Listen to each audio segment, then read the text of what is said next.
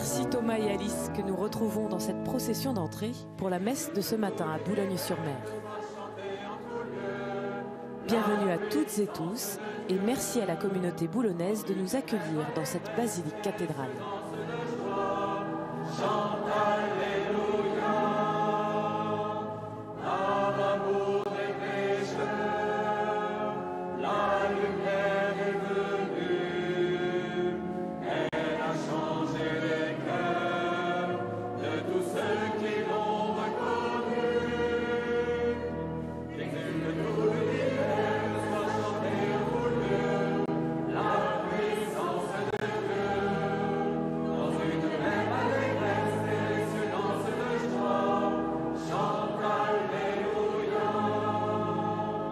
Ce cinquième dimanche de Pâques nous invite à nous mettre en route derrière le Christ et comme Marie, première de ses disciples, à le suivre dans la joie de la résurrection.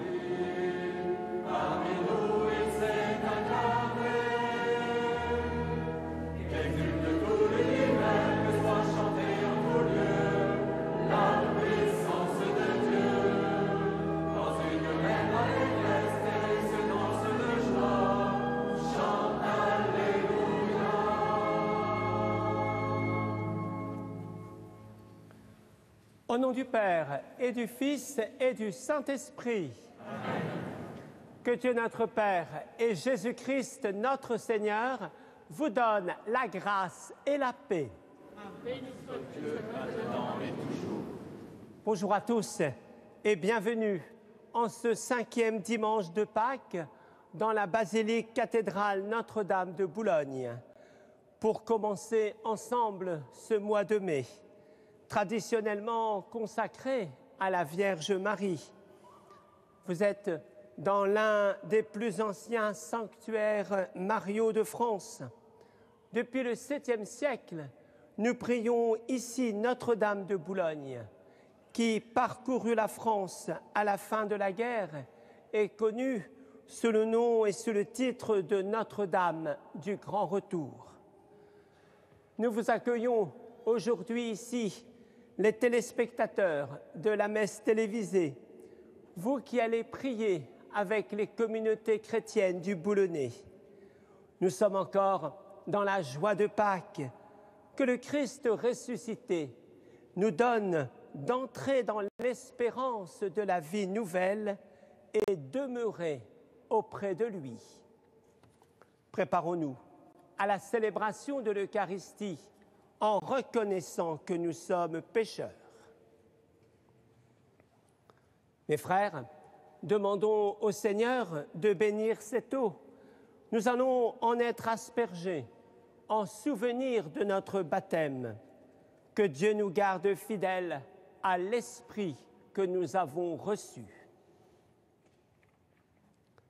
Seigneur, Dieu Tout-Puissant, écoute les prières de ton peuple.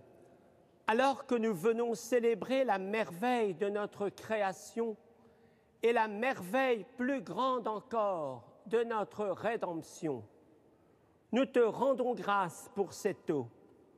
Tu l'as créée pour féconder la terre et donner à nos corps fraîcheur et pureté. Tu en as fait aussi l'instrument de ta miséricorde. Par elle, tu as libéré ton peuple de la servitude et tu as étanché sa soif dans le désert. Par elle, les prophètes ont annoncé la nouvelle alliance que tu voulais sceller avec les hommes. Par elle, enfin, ô sanctifié, quand Jésus fut baptisé au Jourdain, tu as renouvelé notre nature pécheresse dans le bain de la nouvelle naissance. Que cette eau maintenant nous rappelle notre baptême et nous fasse participer à la joie de nos frères, les baptisés de Pâques, par Jésus le Christ, notre Seigneur.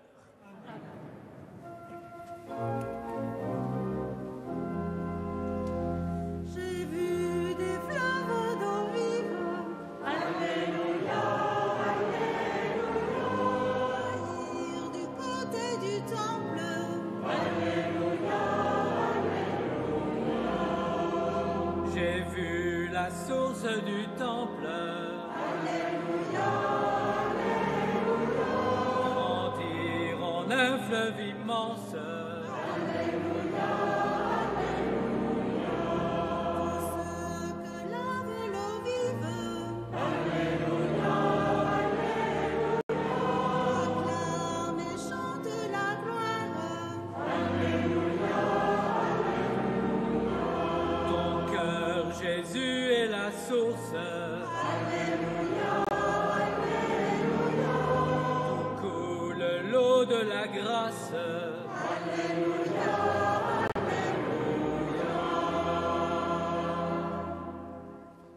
Que Dieu Tout-Puissant nous purifie de nos péchés et par la célébration de cette Eucharistie, nous rende dignes de participer un jour au festin de son royaume.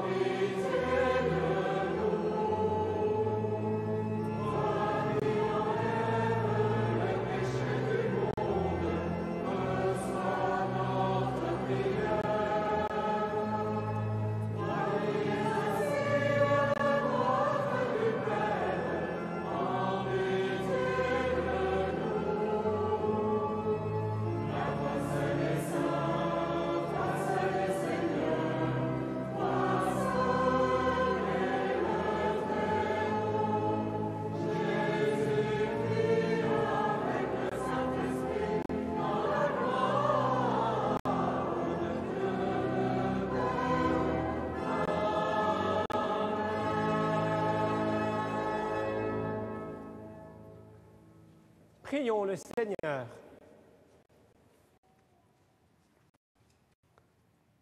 Dieu qui a envoyé ton Fils pour nous sauver et pour faire de nous tes enfants d'adoption, regarde avec bonté ceux que tu aimes comme un Père.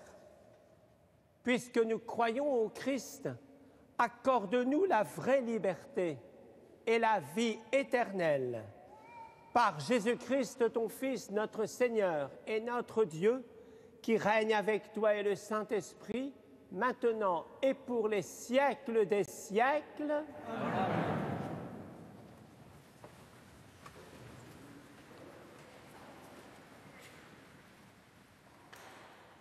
Lecture du livre des Actes des Apôtres.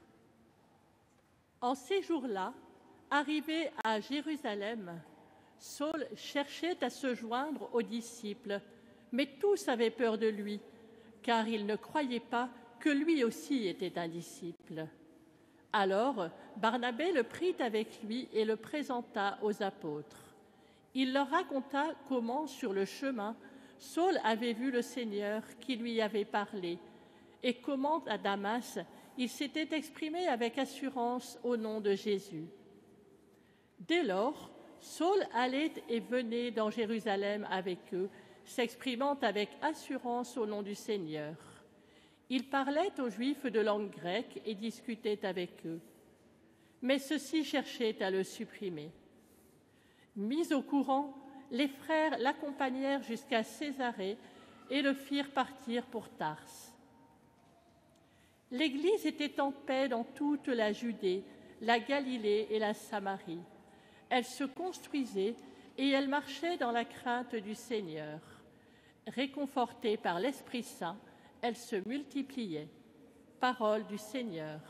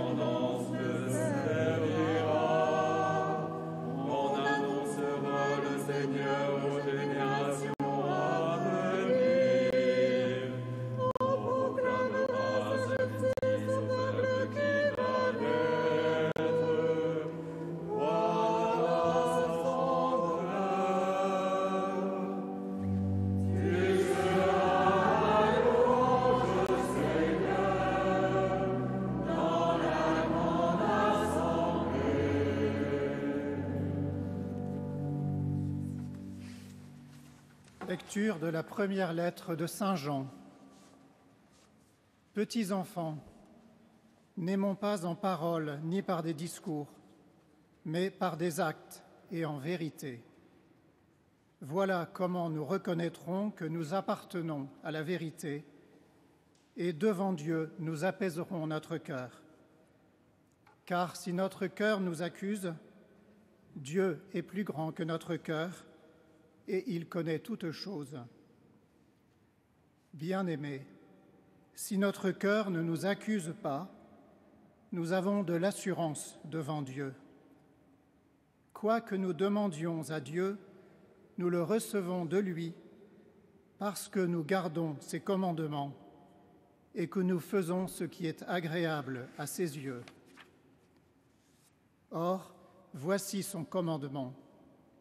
Mettre notre foi dans le nom de son Fils Jésus-Christ et nous aimer les uns les autres comme il nous l'a commandé. Celui qui garde ses commandements demeure en Dieu et Dieu en lui. Et voilà comment nous reconnaissons qu'il demeure en nous, puisqu'il nous a donné part à son esprit. Parole du Seigneur.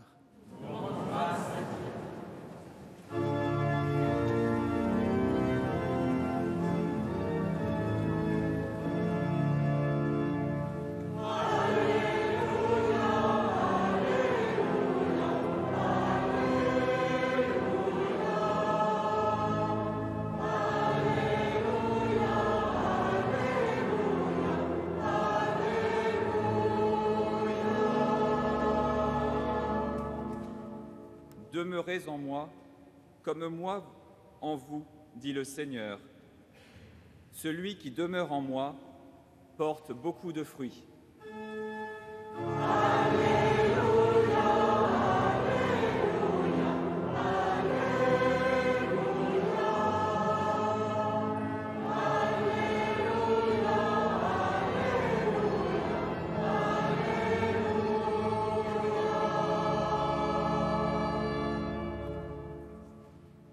Seigneur soit avec vous. Évangile de Jésus-Christ selon saint Jean.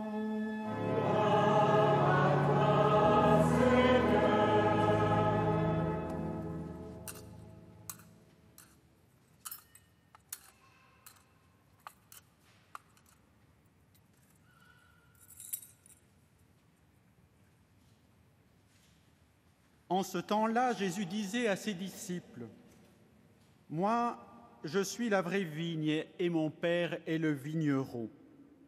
Tout sarment qui est en moi, mais qui ne porte pas de fruits, mon Père l'enlève. Tout sarment qui porte du fruit, il le purifie en le taillant pour qu'il en donne davantage. Mais vous, déjà vous voici purifiés grâce à la parole que je vous ai dite. Demeurez en moi comme moi en vous. De même que le sarment ne peut pas porter de fruits par lui-même s'il ne demeure pas sur la vigne, de même vous non plus si vous ne demeurez pas en moi. Moi, je suis la vigne, et vous, les sarments.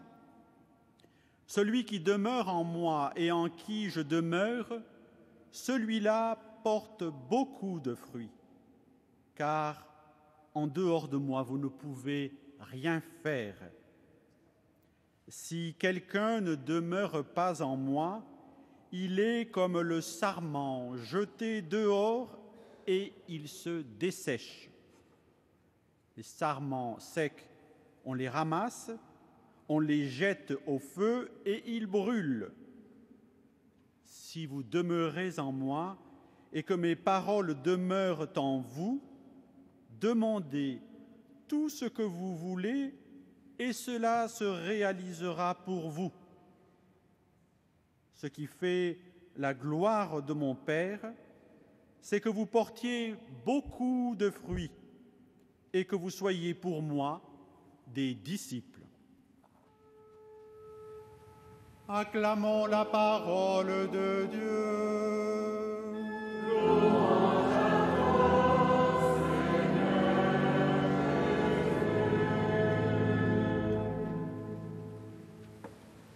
C'est le père Vincent Cabanac, assomptionniste et directeur du pèlerinage national, qui prononce l'homélie ce matin. Il y a quelques semaines, comme beaucoup d'entre vous, j'ai contemplé ces images des vignes illuminées dans la nuit obscure. Des viticulteurs ont allumé des feux et brûloirs afin de réduire les effets néfastes des gelées noires qui, déjà dans le printemps bien avancé, ont affecté de façon irrémédiable les bourgeons récemment apparus. Cette vision de milliers de flammes dans la pénombre m'est revenue à l'esprit en méditant l'évangile que nous venons d'entendre. Certes, Jésus n'évoque pas le danger du gel en Palestine, il y fait bien chaud, mais, comme il l'exprime pour son Père, un bon vigneron protège sa vigne en toutes circonstances, même les plus extrêmes. J'ai alors pensé à tant d'amis viticulteurs, en particulier à Xavier. Ce jeune homme, tout en travaillant partiellement à Paris, a pris désormais le relais de son père dans un domaine viticole.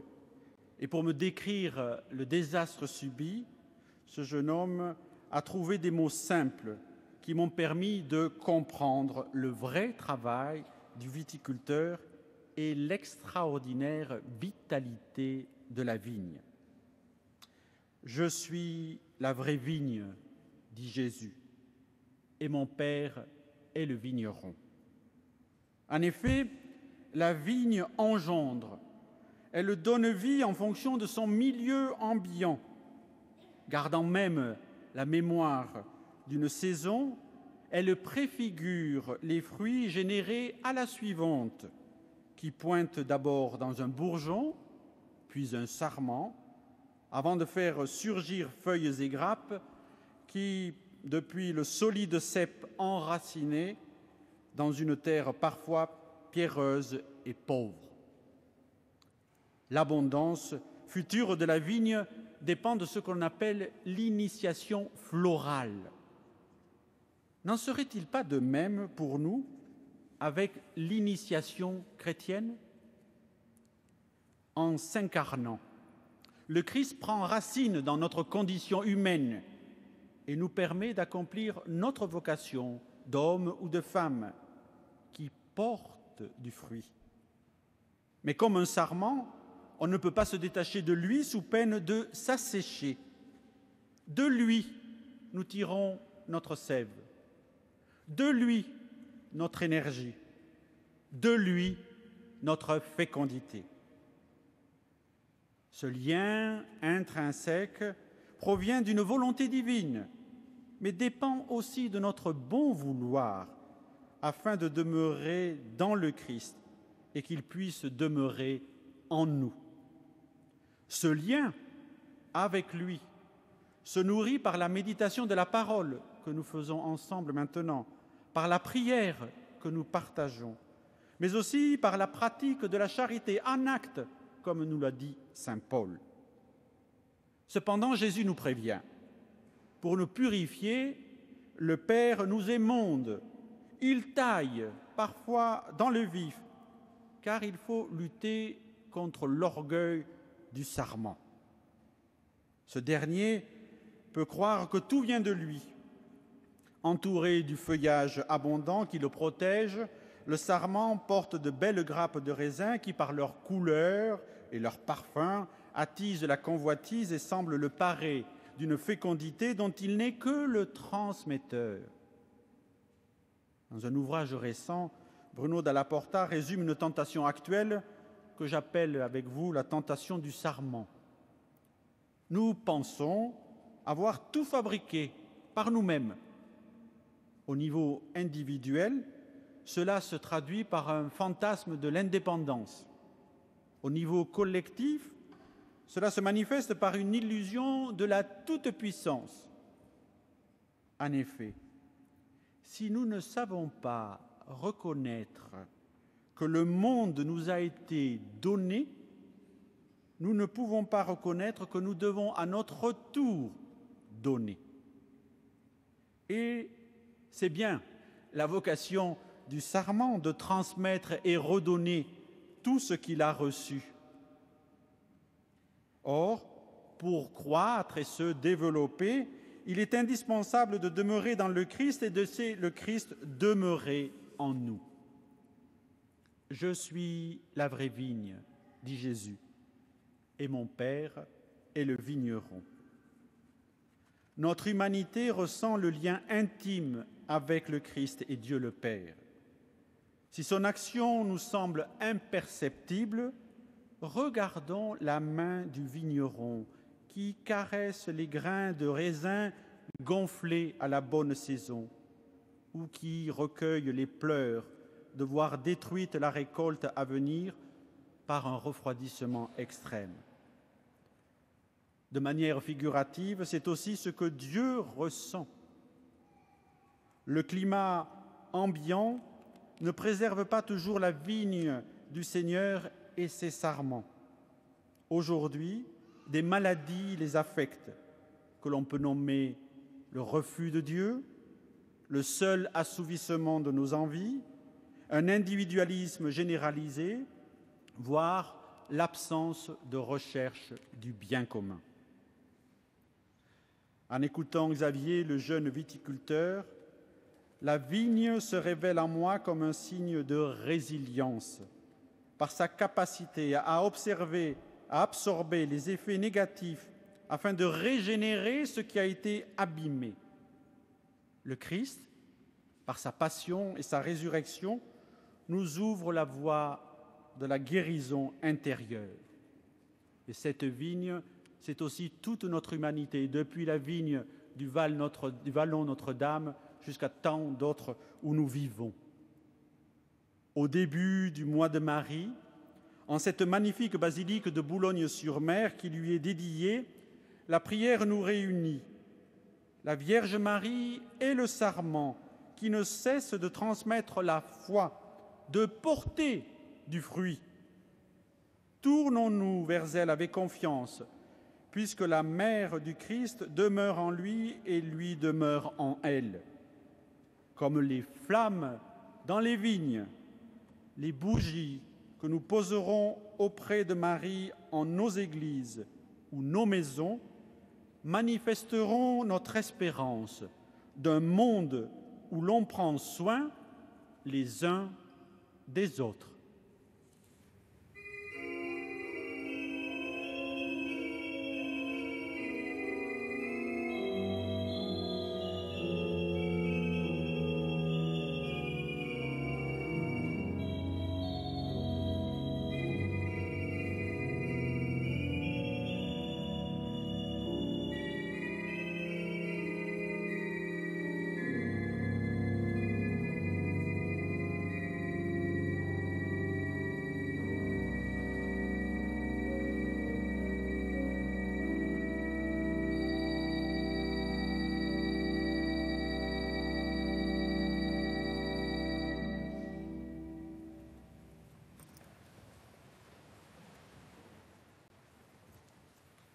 Je crois en Dieu, le Père Tout-Puissant, Créateur du ciel et de la terre, et en Jésus-Christ, son Fils unique, notre Seigneur, qui a été conçu du Saint-Esprit, et né de la Vierge Marie, a souffert sous Ponce Pilate, a été crucifié, est mort, et a été enseveli, est descendu aux enfers, le troisième jour, il est ressuscité des morts, et est monté aux cieux, est assis à la droite de Dieu le Père Tout-Puissant, d'où il viendra juger les vivants et les morts.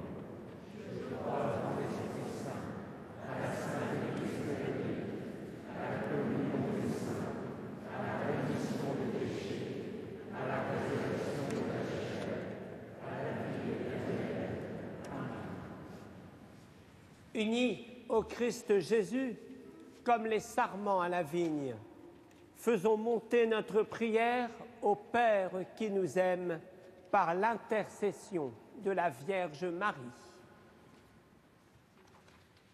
Seigneur, nous te prions pour notre Église. Fortifie nos pasteurs dans leur mission. Que leurs paroles et leurs actes éclairent le monde et révèlent ton infinie tendresse. Par l'intercession de Marie, écoute nos prières.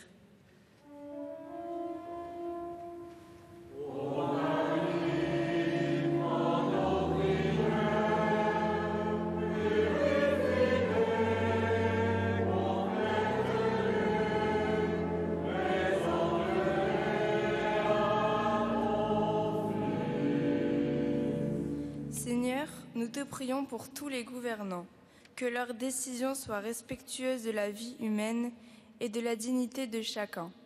Par l'intercession de Marie, écoute nos prières.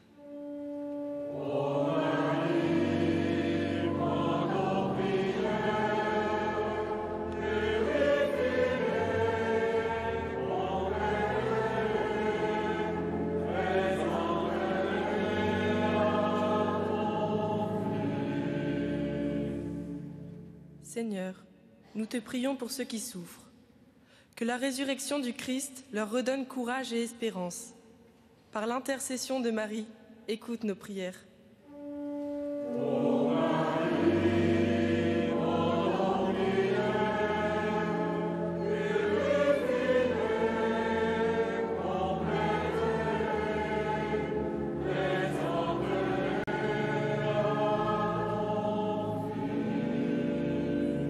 Seigneur, nous te prions pour notre paroisse et tous ceux qui la rejoignent aujourd'hui. Donne à chacun de vivre en vrais disciples et de porter du fruit dans nos lieux de vie. Par l'intercession de Marie, écoute nos prières.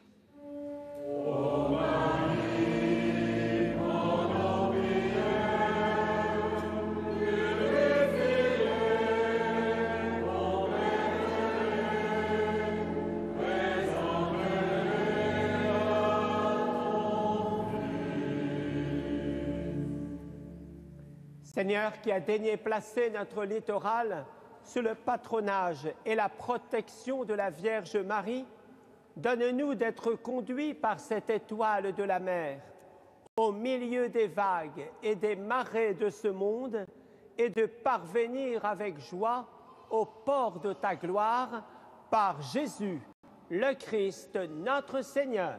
Amen.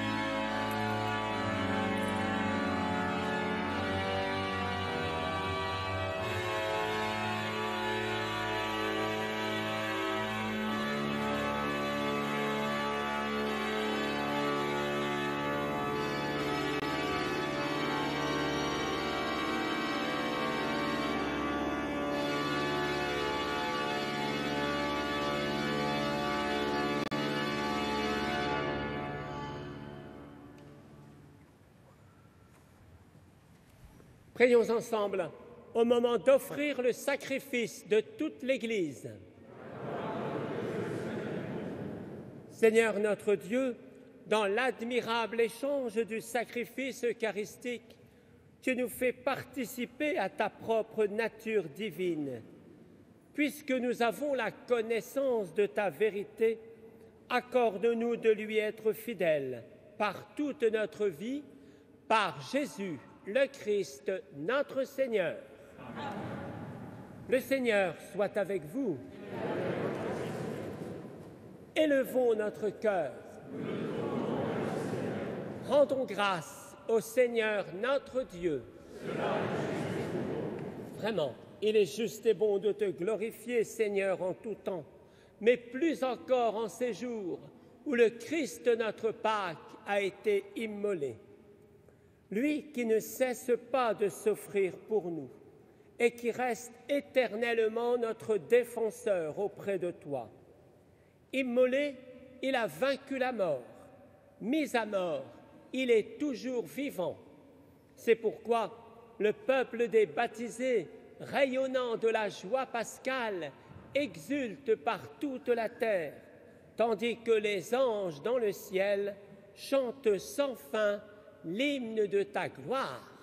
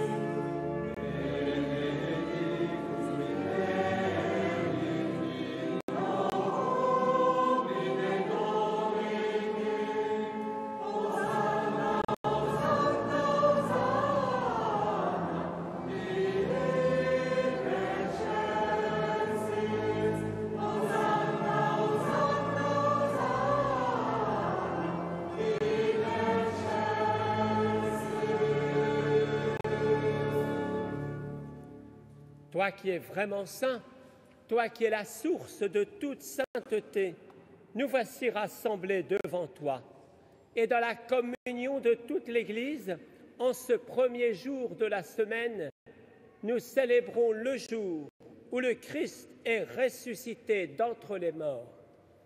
Par lui, que tu as élevé à ta droite, Dieu notre Père, nous te prions. Sanctifie ces offrandes en répandant sur elles ton esprit, qu'elles deviennent pour nous le corps et le sang de Jésus, le Christ, notre Seigneur.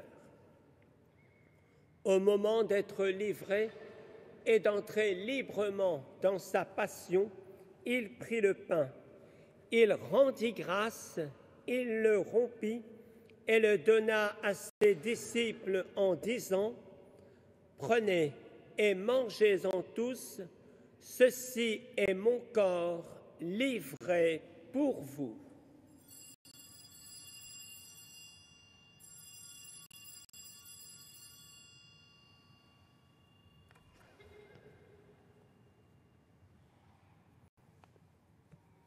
De même, à la fin du repas, il prit la coupe.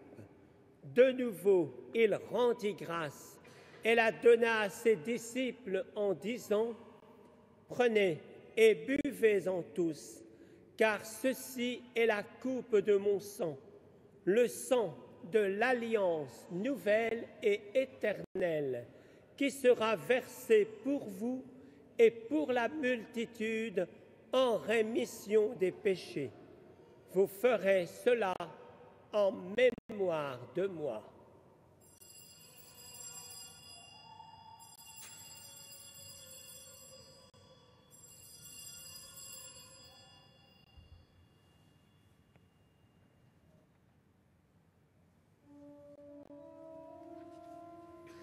Proclamons le mystère de la foi.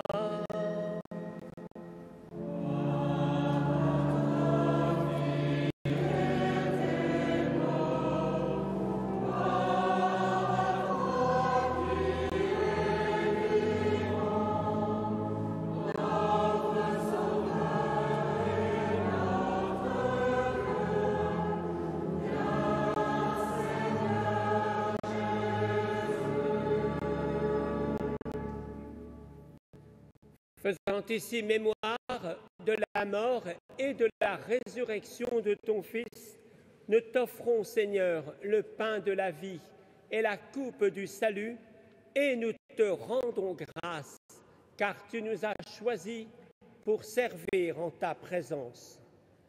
Humblement, nous te demandons qu'en ayant part au corps et au sang du Christ, nous soyons rassemblés par l'Esprit Saint en un seul corps.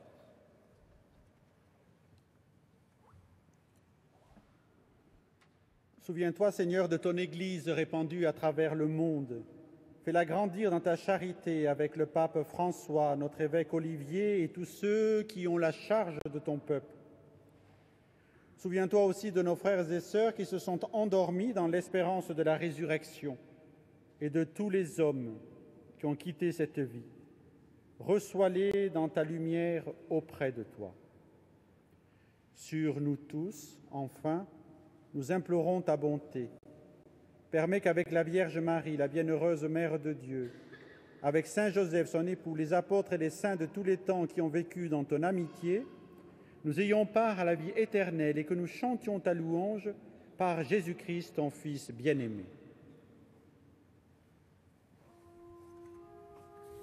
Par lui, avec lui et en lui, à toi, Dieu le Père Tout-Puissant, dans l'unité du Saint-Esprit, tout honneur et toute gloire, pour les siècles des siècles.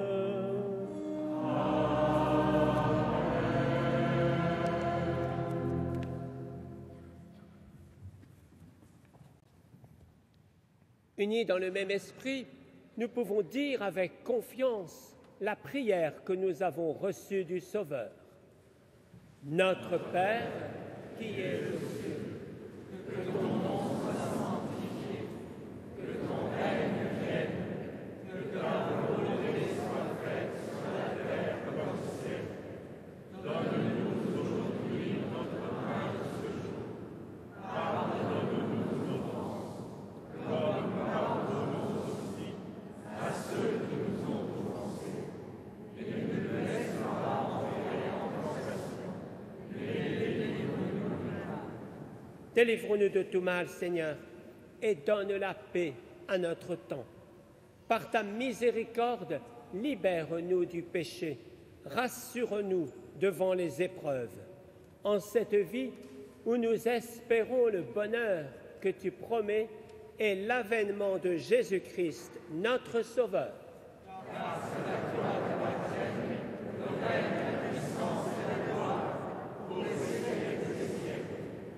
Seigneur Jésus-Christ, tu as dit à tes apôtres, je vous laisse la paix, je vous donne ma paix.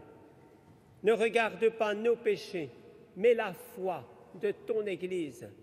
Pour que ta volonté s'accomplisse, donne-lui toujours cette paix et conduis-la vers l'unité parfaite, toi qui règnes pour les siècles des siècles. Amen. Frères et sœurs, dans cette Église ou devant votre écran, que la paix du Seigneur soit toujours avec vous. Et dans la charité du Christ, donnez-vous la paix. Nous l'avons entendu dans la lecture de Saint Jean, Dieu nous demande de nous aimer les uns les autres, et pour cela il nous offre sa paix. Alors que cette paix du Christ soit avec chacune et chacun d'entre nous.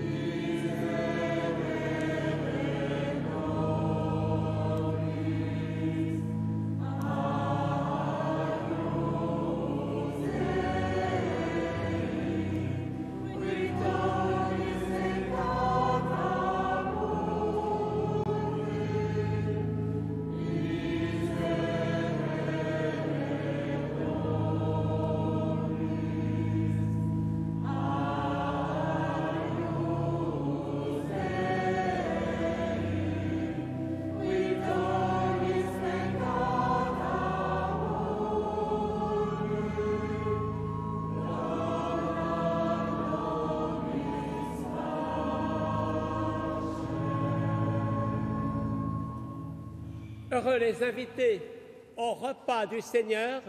Voici l'agneau de Dieu qui enlève le péché du monde.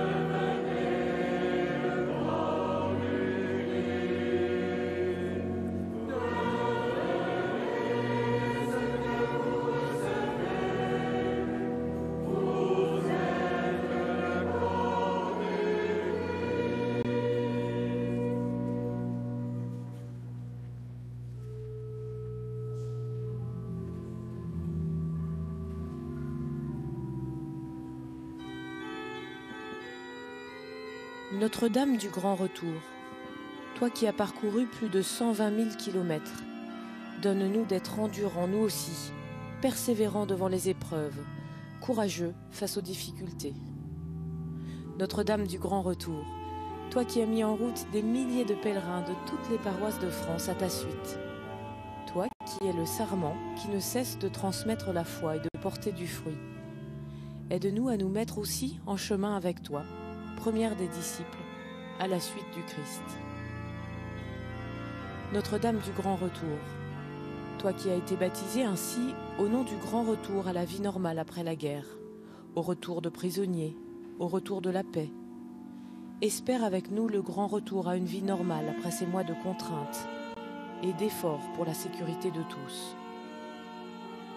Marie, Mère de Dieu, toi qui accompagnas Jésus depuis son enfance jusqu'à la croix, avec toi nous rendons grâce pour tout ce qui est beau et bon dans nos vies. Nous manifestons notre espérance d'un monde où l'on prend soin les uns des autres. Amen.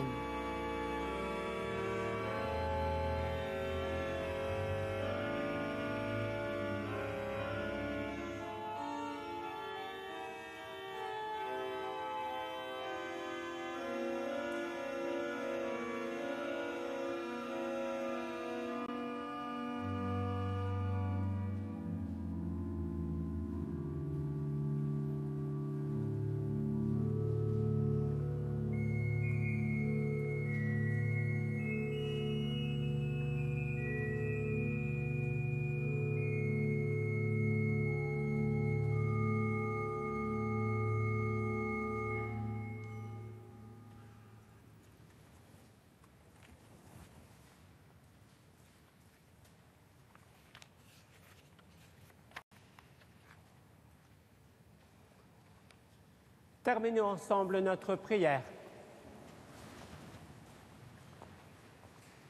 Dieu très bon, reste auprès de ton peuple, car sans toi notre vie tombe en ruine. Fais passer à une vie nouvelle ce que tu as initié au sacrement de ton royaume par Jésus le Christ, notre Seigneur. Amen. Le Seigneur soit avec vous. Que Dieu Tout-Puissant vous bénisse, le Père, le Fils et le Saint-Esprit.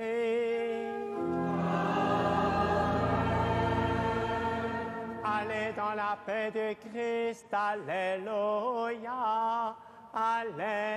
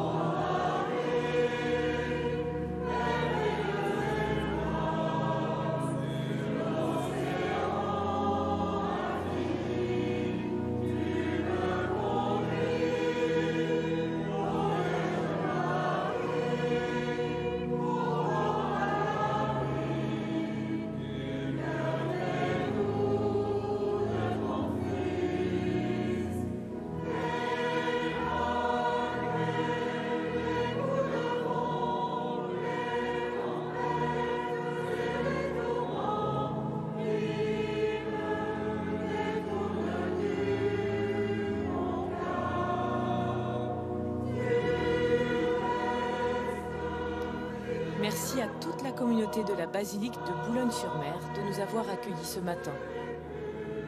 Tout de suite, nous retrouvons David Milia après un petit tour avec l'écrivain Gilles Paris à bord de Paroles inattendues. Très bon dimanche à tous.